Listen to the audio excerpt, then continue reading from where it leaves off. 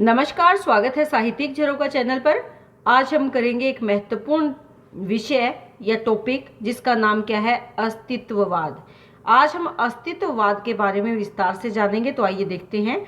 देखिए, सबसे पहले अगर बात करें कि आधुनिक काल में इसकी शुरुआत कब से मानी गई, 1813 ईस्वी में डेनमार्क निवासी सोरेन किरकेगार्ड द्वारा किया गया। इसीलिए इसे किरकेगार्ड को अस्तित्ववाद का जनक माना जाता है। यानी इसकी शुरुआत किसने की थी? डेनमार्क के किरकेगार्ड ने की थी। कब की थी? 1813 में। इसीलिए इनको अस्तित्ववाद का जनक माना जाता है। देखिए, अस्तित्ववाद का जो मूल शब्द है वो क्या है? अस्थि, जो कि संस्कृत के शब्द अस धातु से बना है। इसका अर्थ क्या है? होना। तथा अंग्रेजी का शब्द एक्सटेंशलिज्म शब्द एक्स और सिस्टेरे से बना है, जिसमें एक्स का अर्थ है बाहर और सिस्टेरे का अर्थ क्या है? खड़े रहना। अतः अस्तित्ववाद वह दार्शनिक दृष्टिकोण है जिसमें व्यक्ति अपने अस्तित्व को विश्व पटल पर स्पष्ट रूप में रखने का प्रयास करना है। अब यहाँ पर आपको मूल बातें क्या याद रखनी है? एक तो ये संस्कृत की अस धातु से बना है। इसका अर्थ क्या होता है? होना। अस्थि यानी होना। और अंग्रेजी का जो शब्द है एक्सटेंशलिज्म, तो ये किससे बना है? एक्स और सिस्टेरे से। और दूसरा, अंग्रेजी के शब्द के आधार पर अगर हम देखें तो एक्जिस्टेंशलिज्म शब्द किससे बना है? एक्स और सिस्टेरे से बना है। तो यहाँ पर इसका तात्पर्य क्या हुआ? खड़े रहना। किसका खड़े रहना? स्वयं के अस्तित्व का। किसका अस्तित्व? व्यक्ति का। और कहाँ खड़े रहना? विश्व में, विश्व पटल में। तो यहाँ पर सरल तरीके से आपको समझना है कि व्यक्ति अपने अस्तित्व से खड़ा रहे, यानी अपने अस्तित्व को स्वीकार करे। होना से तात्पर्य व्यक्ति का अस्तित्व है। होना किसका? क्या होना? व्यक्ति का अस्तित्व। कहाँ? इस विश्व में।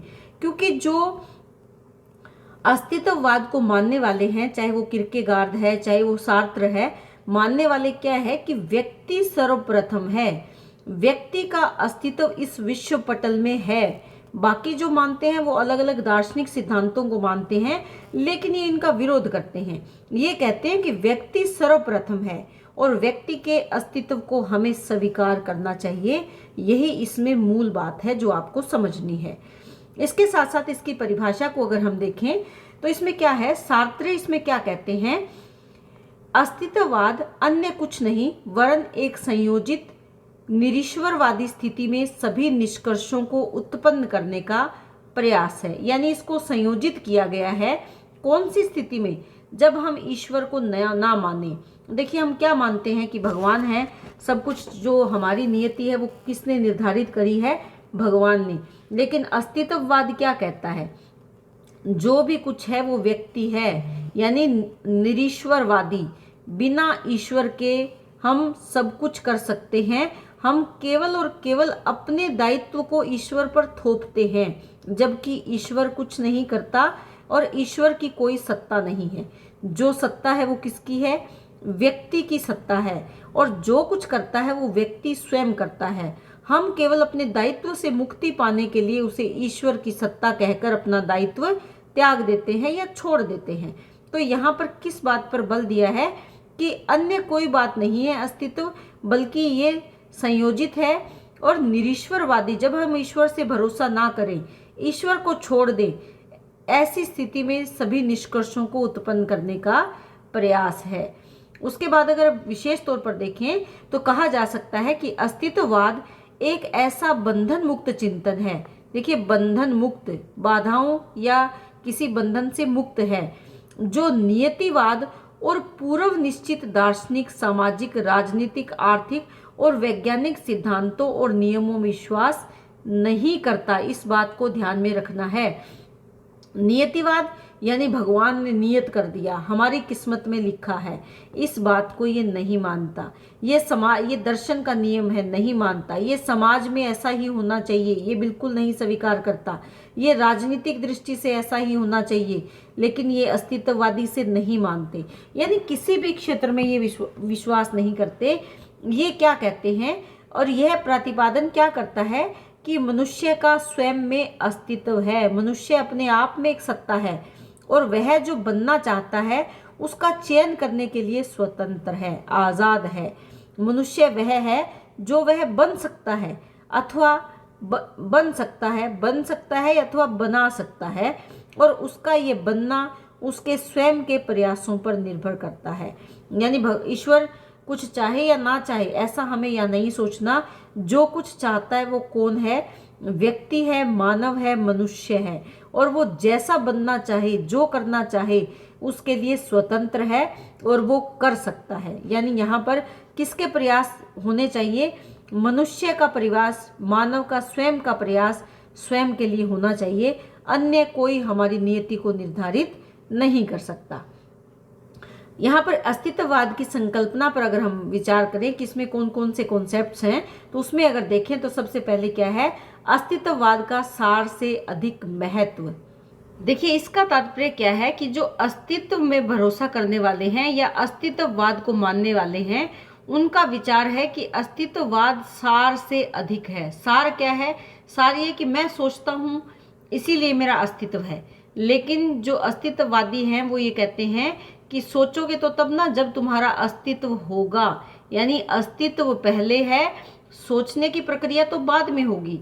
पहले मानव है, पहले मनुष्य अस्तित्व में आया, उसके बाद सोचने की प्रक्रिया अवश्य शुरू हुई। तो यहाँ जो अस्तित्ववादी है ये मनुष्यों को मूल्य का निर्माता मानते हैं, ना कि मूल्यों के द्वारा मानव का निर्माण हुआ है या मानव विकसित हुआ है, बल्कि मनुष्य ने ही तो मूल्य निर्धारित किए हैं।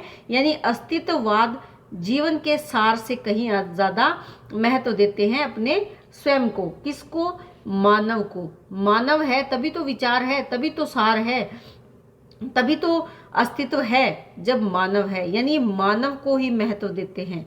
मानव है तो ही किसी बात को, किसी कार्य को किया जा सकता है।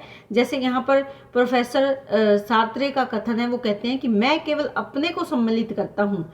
इस प्रकार का भाव अहम बोध का भाव है और इसके कारण वह अपने किए कार्यों की कमियों को जानकर सुधारने का प्रयास करता है। लेकिन उसके भीतर अहंकार का भाव तो आ गया, लेकिन उससे वो क्या कर रहा है? वो अपनी कमियों को भी तो दूर कर रहा है। तो यहाँ पर सार से अधिक महत्व किसका है? अस्तित्ववाद का। दूसरा क्या है? सत्य और ज्ञान। सत्य और ज्ञान से तात्पर्य क्या है? जो अस्तित्ववादी हैं वो सहज ज्ञान में विश्वास करते हैं। और ज्ञान कौन सा होता है? मानवीय ही तो होता है ज्ञान। मानवीय ज्ञान पर भरोसा करते हैं। व्यक्ति द्वारा अनुभव से प्राप्त ज्ञान ही कौन सा ज्ञान है? सच्चा ज्ञान है, वही सत्य है। सत्य व्यक्ति का यथार्थ है, उसकी अनुभूति, वही क्या है? सत्य है। जो मानवीय ज्ञान, जो मानव अनुभव करता है, जो अनुभूति है, जो उसके जीवन में घटनाएं घटित होती है, वही सत्य है और वही ज्ञान है। यानी सत्य और ज्ञान में इनका भरोसा है। जो जीवन के अनुभवों के द्वारा सच्चाई सामने आती है वही वास्तविक ज्ञान है। उसके बाद आता है स्वतंत्रता। स्वतंत्रता किसकी? मानव की। मानव पूर्ण रूप से स्वतंत्र है। वो क्या बनना चाहता है, क्या करना चाहता है, किस चीज का चुनाव करना चाहता है, किस क्षेत्र में जाना चाहता है, उसके जीवन की दिशा और दशा क्या होगी, ये सब निर्धारित करने के लिए मानव पूर्ण रूप से स्वतंत्र है। उसके बाद है व्यक्तिक मूल्यों को महत्व या प्रश्रय। देखिए, अस्तित्ववाद में जो मूल्य है वो उनको व्यक्तिक ही माना गया है। यानी मूल्य किसी व्यक्ति विशेष के होते हैं।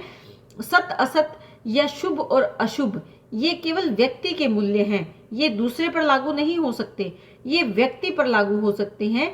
तो मनुष्य को अस्तित्ववादी ये मानते हैं कि मनुष्य भयंकर बोझ से लदा हुआ है और अपनी असफलता के लिए मानव किसी अन्य शक्ति का आश्रय नहीं ढूंढ सकता, बल्कि व्यक्तिक मूल्य ही उसके जीवन की दिशा दशा या उसकी सफलता और असफलता का निर्धारण करते हैं। किस पर निर्भर करते हैं? व्यक्ति विशेष पर निर्भर करते हैं।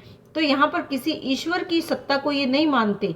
ये नहीं है कि किसी व्यक्ति के जीवन का निर्धारण या उसके मूल्यों का निर्धारण ईश्वर करता है, नहीं। उसके मूल्यों का निर्धारण वो स्वयं करता है और उसी पर उसके जीवन की सफलता और असफलता आश्रित होती है या निर्धारित की जाती है। उसके बाद है मानव का स्वरूप। देखिए, जो अस्तित्ववादी है ये मनुष्य को सभी गुणों से परिपूर्ण मानते हैं और अपने आप में एक विशेष सत्ता मानते हैं। ये मानते हैं कि मानव अपने निर्णय लेने में पूर्ण रूप से समर्थ है। ये चेतना युक्त है, यानी सभी प्रकार का ज्ञान चेतना मानव के भीतर है, तो ये चेतना युक्त है। इसीलिए मानव अपने आप में एक जो पूर्ण सत्ता इसको कह सकते हैं, या अपने आप में परिपूर्ण कह सकते हैं कि मानव अपने आप में क्या है, परिपूर्ण है, अपने आप में पूर्ण है। इसीलिए मानव का स्वरूप कैसा माना है, परिपूर्ण है। ये किसी पर आधारित नहीं मानते। यहाँ पर ब्लैक होम की एक परिभाषा दे सकते हो अगर आपको याद रहे, नहीं तो यहाँ से पंक्तियां ले सकते हो। ब्लैक होम क्या लिखते हैं कि मानव सत्ता की परिभाषा नहीं दी जा सकती क्योंकि वो एक प्रदत्त वस्तु नहीं है, वह प्रश्न है। मानव संभावना मात्र उसे स्वयंभू बनाने की शक्ति है, कि मानव का होना ही उसका स्वयंभू। देखिए स्वयंभू से तात्पर्य क्या है, अपने आप में जो पूर्ण हो। ईश्वर को हमने स्वयंभू माना है, लेकिन ये किसको स्वयंभू मानते हैं, अपने आप को, मानव शक्ति को। यानी मानव शक्ति अपने आप में परिपूर्ण है, स्वयंभू है, वो जैसे चाहे अपने जीवन का निर्धारण कर सकती है। इसके बाद हम देखते हैं अस्तित्ववादी जो दर्शन है उसके क्या सिद्धांत हैं। देखिए यहाँ पर सबसे पहले व्यक्तिगत मूल्यों एवं प्रयासों को महत्व दिया है कि हमें अपने जीवन का निर्धारण करने के लिए अपने स्वयं के मूल्य निर्धारित करने होंगे और प्रयास करने होंगे। दूसरा, अस्तित्ववाद व्यक्तिगत मनुष्य की स्वतंत्रता एवं मुक्ति पर बल देता है। मुक्ति असीमित है, यानी मानव स्वतंत्र है और वो उसी मुक्ति के साथ अपना जीवन जी सकता है। ये जो मुक्ति है, ये स्वतंत्रता है, इसकी कोई सीमा नहीं है। दूसरा, अगर आगे देखें, अस्तित्ववाद सर्वश्रेष्ठता के अंतर्युद्ध से उठकर नैतिक बनकर साथ रहने पर बल देता है। यानी ये क्या है, यहाँ पर क्या कहना चाहते हैं कि अपने आप को सर्वश्रेष्ठ दिखाने के युद्ध से हमें ऊपर उठ जाना चाहिए, बल्कि नैतिक विचारधाराओं को अपनाकर सबको साथ चलना चाहिए, और इसी बात पर इन्होंने बल दिया है। अस्तित्ववाद मनोविश्लेषणात्मक विधियों को अपनाने में विश्वास रखता है, यानी जिनका मन उन विधियों को जिनसे मन का विश्लेषण किया जा सके, उन विधियों को हमें अपनाना चाहिए। इस ब्रह्मांड की कोई नियामक सत्ता नहीं है, यानी ईश्वर में ये भरोसा नहीं करते। ईश्वर या कोई सत्ता ऐसी नहीं है इस ब्रह्मांड की।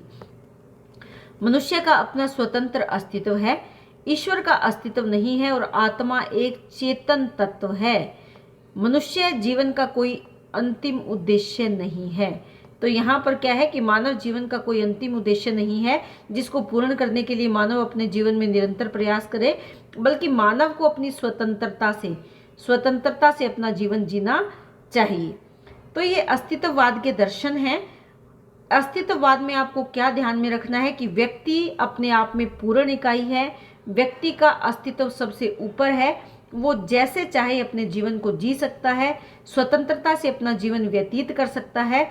ईश्वर जैसी कोई सत्ता या अद्वितीय शक्ति नहीं है, केवल और केवल व्यक्ति है जो सर्वशक्तिमान है या स्वयंभू है या अपने जीवन का निर्धारण कर सकता है। ये बातें आपको यहाँ पर ध्यान में रखनी है। तो उम्मीद करती हूँ कि अस्तित्ववाद से संबंधित आपके प्रश्न इस वीडियो से हल हो जाएंगे। अगर ना हो, कुछ और जानना चाहें तो आप मुझे कमेंट करके ज़रूर बताएं। इसी तरह चैनल से जुड़े रहें, लाइक शेयर सब्सक्राइब ज़रूर करें।